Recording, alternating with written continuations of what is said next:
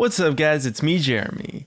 Yasuo was released on December 13th in 2013 and was designed by Riot Certainly T. Now Certainly T might just be the most disliked champion designer at Riot, since he does tend to create a lot of imbalanced champions that people hate to play against, but personally I am really fond of his champion design style. He really tries all sorts of crazy abilities and wacky ideas on the off chance that they might work, and Yasuo is one of the creations that came to life out of that style. However, Yasuo wasn't always going to end up in the way that he did, and he went through a ton of different iterations and versions that could have actually made it into the live release. So join me today in taking a look back through Yasuo's development cycle to find out what Yasuo could have been. And if you guys enjoyed this video, hit that like button, and if you don't, hit that dislike, because if this video hits 10,000 ratings, you guys know what's up by now, I'm buying myself a pizza. Anyways, let's get started.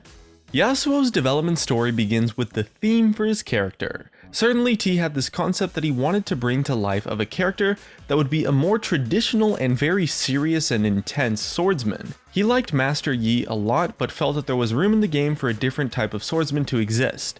And he stumbled upon this idea of capturing this tone of the type of character from, like a classic samurai movie, where the samurai is just so melancholic and brutal and just dark and intense.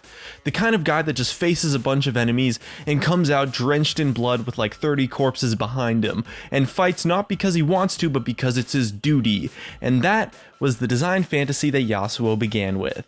And after they had the initial idea, they would go on to expand a bit on the concept, and in fleshing out that idea about a samurai swordsman type, they broke it down into 3 parts that they felt captured the personality of the combat style quite well.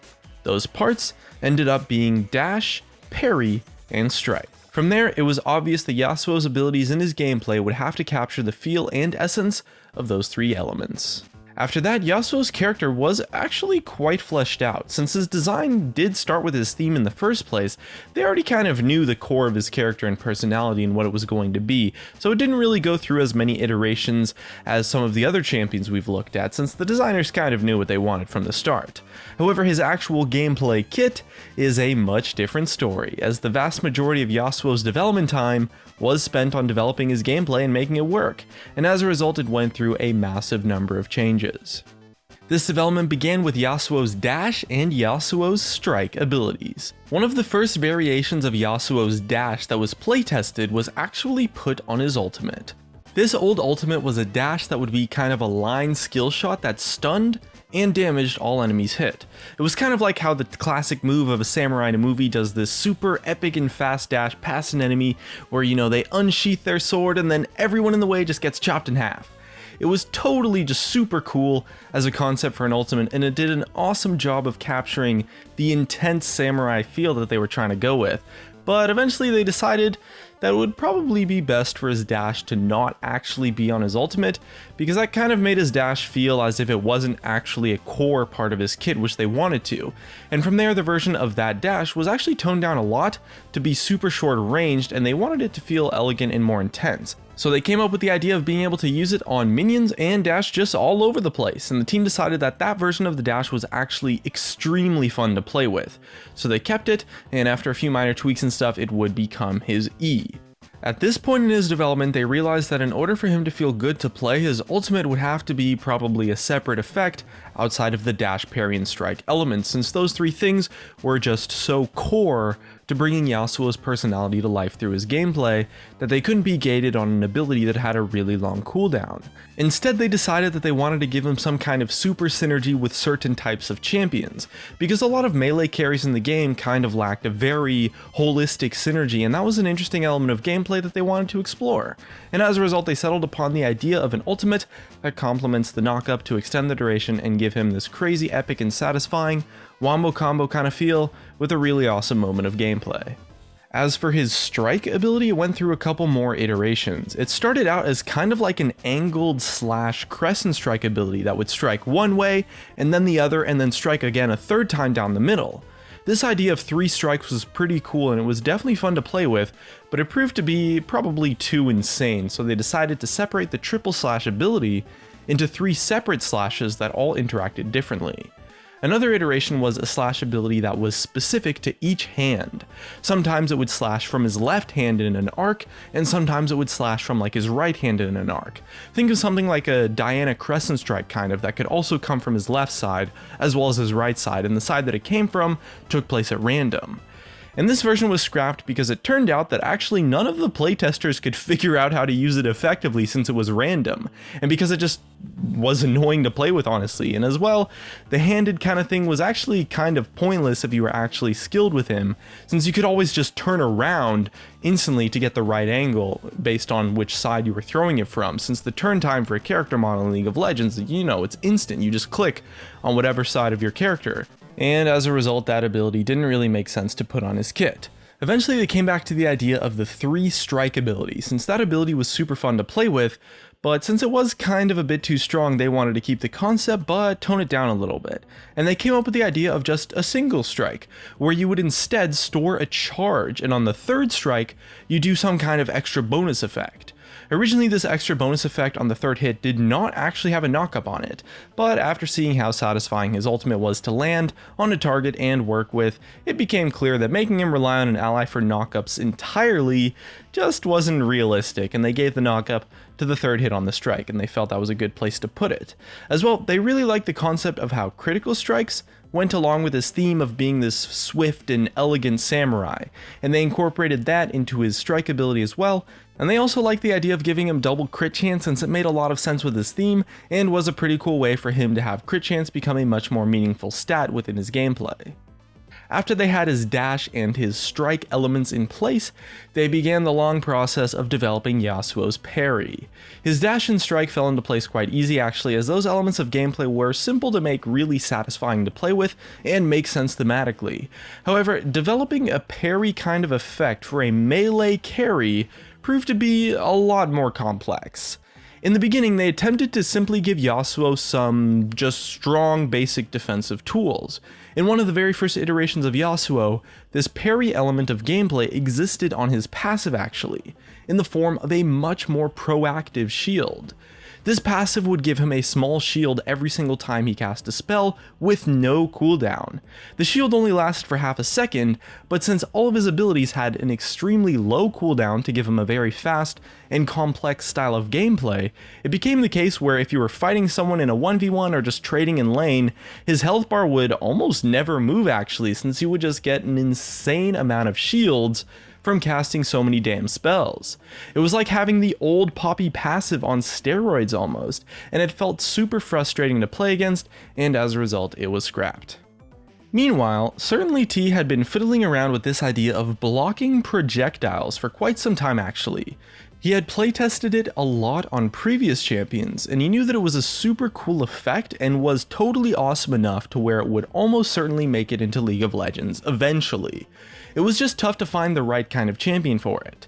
One of his original designs for Darius actually included an ability that allowed Darius to swing his axe in a targeted direction, knocking enemies aside, but also destroying all missiles that happened to be in the way. So this wind wall kind of effect actually could have existed on Darius, but they decided that it didn't really make much sense in Darius's kit thematically, and it didn't really fit in that well with the rest of his gameplay either, so it was scrapped in the meantime. Fast forward about a year later, and the design team was messing around with the concept of blocking projectiles once again, and they looked towards the LCS pros actually to get some opinions on what type of champion they might like to see that type of ability on. Most of the pros suggested putting this ability on a support, but it was actually Hotshot GG himself who recommended putting it on a melee AD carry, and the design team liked that idea from Hotshot quite a bit, and they decided to try it out as a version of the parry element for Yasuo. And then Certainly T came up with the idea for being able to just place down a wall that blocked projectiles rather than a reactionary kind of ability with Darius that just swatted them out of the air. For a long time, it was quite controversial actually. This mechanic was this new and scary thing that they wanted to bring into the game, and as a result, it proved to be quite the hard sell for the designers to push through. That wind wall also did go through a couple different versions too, and potentially could have ended up being a lot different. Originally, the Yasuo wind wall would let explosive skills detonate when it hit the wind wall, so something like Karma's Q, instead of just straight up disappearing, would explode at the wall as if it had actually hit something, and if there was someone close enough to the radius, they would of course take the damage and get slowed like they got hit normally. And this variation actually felt really bad to play with as the Yasuo player, since it kind of removed his ability to block those spells almost completely. And it also created a lot of gameplay moments where Yasuo accidentally killed his ally by changing where the skill shot exploded at, causing your ally to get hit by it. And that chance to backfire was something that was just straight up unacceptable for this type of ability, since they were already struggling so hard to make it feel fun to play with. So even though it felt a lot better to play against, they had no choice but to just change it. Another one of Yasuo's designs for the original wind wall allowed him to place it at a targeted point anywhere within 1,000 units of him. It was a point and click where you could just place it down, but it ended up being a bit too versatile and difficult to outplay because the range on it was so high that it just gave you so much more options. So they decided to confide it to being a set melee range ability, as that made a lot more sense thematically, as well as being sort of this, short-ranged samurai that is just swift and intense. Alright, let's talk a bit about the design of the Yasuo wind wall. Whenever you try to create a new and scary mechanic, it really comes down to two things. First off, how fun is it to play with? If it's super fun, that usually makes the second part, which is how difficult or how fair is it to play against, a lot more lenient. And at first they were actually really skeptical about being able to put this kind of ability on a champion, because they weren't actually sure how fun it was to play with, while it was almost certainly going to be frustrating to play against no matter in what form. But in a playtest with Riot Gypsy Lord playing Lucian and Riot Morello playing Yasuo, there was a moment where Lucian used his ultimate and then Yasuo just blocked the entire thing with his wind wall, and they realized that it was actually a super awesome moment, and it was when they finally realized that yes, the wind wall was a super awesome thing, and it was fun and cool to use, and it did have a place in his kit. And in order to combat the second point of making it more fair to play against, they gave it the set unchangeable range that allowed you to outplay it through your positioning, and that also comboed with the mind game of trying to bait it out, and they finally settled upon the current version of the wind wall that exists now that was fun to play with, but also reasonably more fair to play against. And actually coding the wind wall was also an incredibly difficult task. I mean, they started with a prototype that would just straight up track all missiles on the map and just track their locations relative to the wind wall, and if they connected, it would just remove them from the game, but that ended up being super taxing on the server, and as a result, it would make some of the super fast projectiles sneak through a lot of the time. Eventually, they came up with the design that whenever a missile enters the wind wall, it spawns a new missile that rapidly moves towards an invisible minion, and when that minion is hit by the new missile, the original missile that connected with the wind wall is destroyed. So that's a little insight as to how Yasuo's wind wall is coded, and it is actually quite literally coded as minions. And with all that put together, the only thing left was his passive. Yasuo was actually resourceless for almost all of his development, but they felt that maybe he needed a little bit more skirmishing power, as he was still a little bit too vulnerable since Windwall did have a super long cooldown. So they came back to one of the original ideas of the shield, and in order to make it feel a little bit more impactful, they gave it kind of like a static shiv effect of having it build up and then finally proc for a nice little shield, rather than some really small shields consistently. And they used flow to showcase that and communicate the shield effect in a reasonable way to opponents so that it wasn't just coming out of nowhere and was a little bit more healthy design. And with all that, a couple more minor tweaks and fixes and Yasuo's gameplay kit had been complete, and his theme of being this intense samurai had been captured quite well.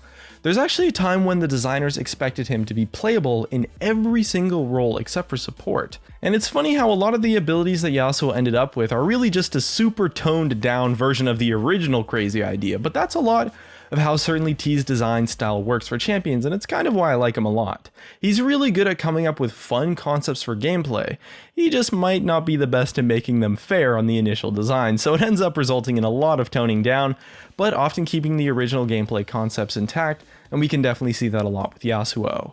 Yasuo ended up being, honestly, an incredible piece of work design-wise. The mechanics and complexity and depth that have gone into this character have resulted in one of the most interesting and unique champions to exist in League of Legends, and I, for one, now that the kinks have been ironed out and the balance issues dealt with, see Yasuo as a true just work of art and a masterpiece of a champion that really also helped pioneer the new standard of Riot's champion designers.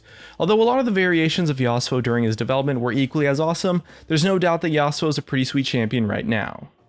And that's going to be it for me today. Thank you so much for watching, everybody. Subscribe if you want, and I'll see you guys next time.